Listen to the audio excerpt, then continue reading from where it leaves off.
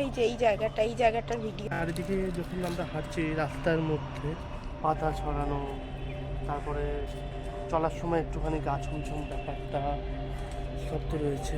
তবে কি কিছু আছে? ইয়ং বেঙ্গল সোসাইটির প্রেসিডেন্ট ছিল না, হাতটা পাল্টা গেল। বসলে তাহলে দেখবে কি।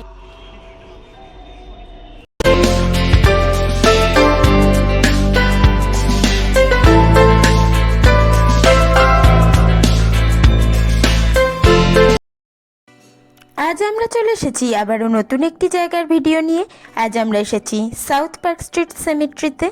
এই জায়গার সম্পর্কে আপনারা অনেকেই জানেন, আর যারা জানেন না তাদের জন্যই আজকের ভিডিও। বাই দ্য ওয়ে, আপনারা দেখছেন ট্রাভেল উইথ অভি কোয়েল। আপনাদের সাথে আমরা আছি অভি কোয়েল। সাউথ পার্ক স্ট্রিট সেমেট্রিতে যাওয়ার জন্য আমরা দমদম মেট্রো স্টেশন থেকে মেট্রো ধরে চলে এসেছিলাম পার্ক স্ট্রিট মেট্রো স্টেশনে। পার্ক স্ট্রিট মেট্রো স্টেশনে 2 নম্বর গেট দিয়ে বেরিয়ে আমরা বাঁদিকের রাস্তা ধরে এগিয়ে এসেছিলাম সামনের দিকে। চলুন দেখা যাক পুরো video. Park street metro station থেকে সাউথ পার্ক স্ট্রিট সেমেট্রি পায়ে হেঁটে আসতে আপনাদের সময় লাগবে প্রায় 19 মিনিট মতো।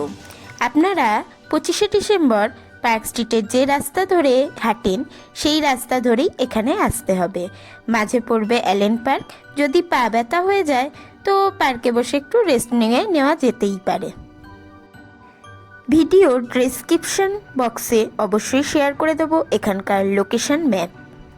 এখানে জনপ্রতি টিকিট মূল্য 25 টাকা, আর ক্যামেরার জন্য 50 টাকা করে লাগে।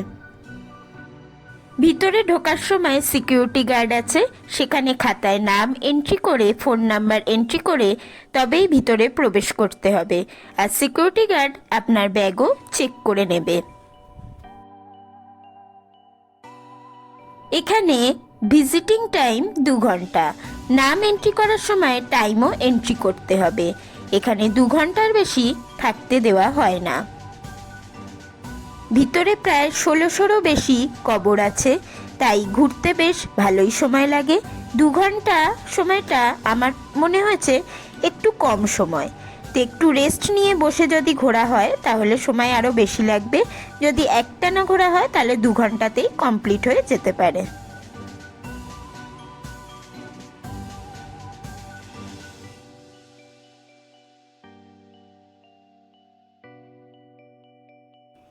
এই সেমেট্রিটা 1867 সালে প্রতিষ্ঠিত হয়েছিল। এটি প্রায় 260 বছরের পুরনো কবরস্থান, যা 260 বছরের পুরনো ইতিহাস এখনো যেন বয়ে বেড়াচ্ছে। কবরস্থানের ভিতরে যেন এক আলো আঁধারির খেলা, যা তুমি একা থাকলে অবশ্যই তোমায় কিছু একটা ফিল করাবেই, যা তুমি কিছুক্ষণের জন্য ভয় পেতে বাধ্য। অদ্ভুত একটা ফিলিং হবেই, যেন এক অদ্ভুত মায়ায় জড়ানো এক জায়গা। আর সাথে আছে আমাদের কলকাতার পুরনো ইতিহাস। আর এটি প্রতিদিনই খোলা থাকে সকাল 10টা থেকে বিকেল 5টা অবধি। শীতকালে এই জায়গাটা ভ্রমণের জন্য সেরা একটি জায়গা। এই কবরস্থানে আপনারা দেখতেই পাচ্ছেন বিভিন্ন রকমের কবর তৈরি করা আছে, কোনোটা পোস্ট বক্সের মতো, কোনোটা মন্দিরের মতো, যা দেখতে অসাধারণ লাগছে। এখানে এলে আপনাদের এই কবরস্থান অবশ্যই আপনাদের মুগ্ধ করবে।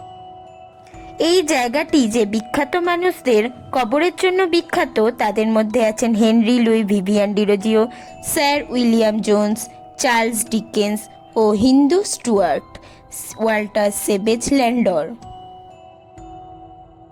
এই জায়গাটি হলো কলকাতার ঐতিহ্য, কলকাতার ইতিহাসের পাতায়, যার নাম আজও পাওয়া যায় হেনরি লুই ভিভিয়ান ডিরোজিওর জন্যই এই জায়গাটি বেশি বিখ্যাত। ইনি মাত্র 22 বছর বয়সে মারা গিয়েছিলেন, ইতিহাসের পাতায় যার নাম আজও প্রচলিত।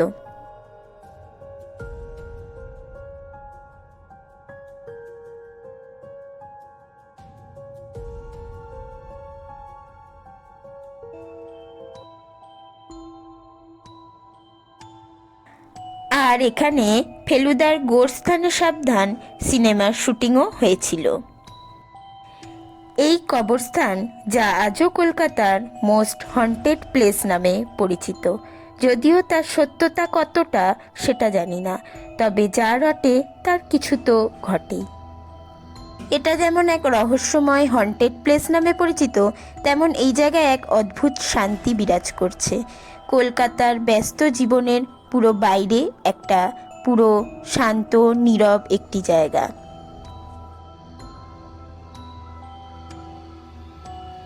এটি হলো সেই হেনরি লুই ভিভিয়ান ডিরোজিওর কবরস্থান।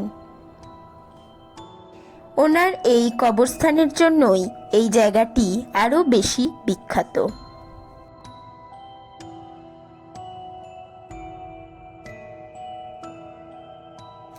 আরও একটা জ্বলন্ত সত্য এখানে ফুটে ওঠে আগে আমাদের সমাজে চিকিৎসা ব্যবস্থার অবস্থা। কারণ এখানে বেশিরভাগ কবরই ছিল খুব কম বয়সী মানুষদের, এমনকি 1-2 বছরেরও বাচ্চার মারা গেছে এমন কবরও ছিল। কবরের গায়ে বয়স ও মৃত্যুর সাল লেখা আছে ও নামও লেখা আছে। শোনা যায় একসময় কলকাতায় খুব ম্যালেরিয়ার উপদ্রব হয়েছিল, যা আমাদের এখনকার করোনার মতোই রূপ ধারণ করেছিল। সেই সময় প্রচুর লোক মারা গিয়েছিল।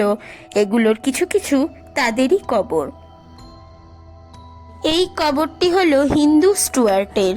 তিনি হিন্দুদের খুব ভালোবেসেছিলেন, হিন্দু ধর্মই গ্রহণ করেছিলেন, তাই ওনার কবরের ওপর হিন্দু মন্দির তৈরি করে দেওয়া হয়েছিল। এখানে বেশিরভাগই কবর দেওয়া হতো ব্রিটিশ সৈনিক, নাবিকদের পরিবারের লোকজন ও তাদেরকে। পরবর্তীকালে এই কবর ভর্তি হয়ে যাওয়ায় এখানে আর কবর দেওয়া হতো না, তাই এই জায়গাটি এখন দর্শনীয় স্থান হিসাবেই পড়ে আছে। তবে আমরা দিনের বেলায় ভয় পাওয়ার মতো এমন কিছু এখানে দেখিনি। তবে কিছু কিছু জায়গা জঙ্গলের ভিতর এতই শান্ত নিরিবিলি, সেখানে আপনি একা থাকলে অবশ্যই আপনার একটু হলেও ভয় লাগবে, গা ছমছম করবে। এই জায়গা বিকেল 5টার মধ্যে বন্ধ হয়ে যায়, তাই রাত্রির বেলা এই জায়গার সিচুয়েশন কীরকম হয় আমরা তো কেউ জানি না।